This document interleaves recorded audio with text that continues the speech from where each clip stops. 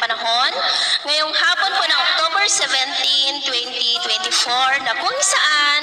sa ngayon ay patuloy pa rin na easterlies ang hangin na umiihip po dito sa Luzon,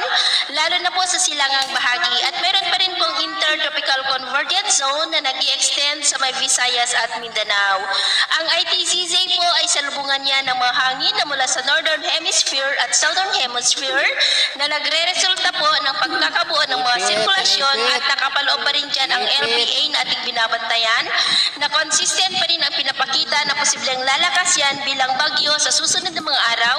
at ang development niya ng ating babantayan kung matutuloy po o hindi, at ito naman ay pinapakita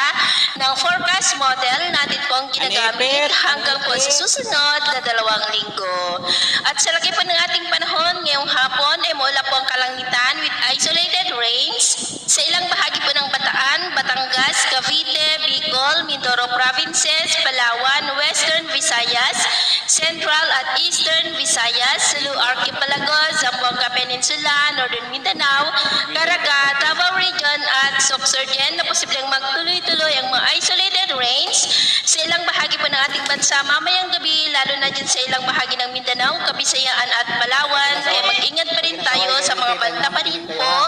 ng mga pagbaha at pagguho ng lupa. At sa atin naman pong mga baybayin, wala naman po tayong nakataas na anumang gale warning signals, pero bayong pag-ingat lamang po kung papalaot tayo para po mas makaiwas sa mga sakunang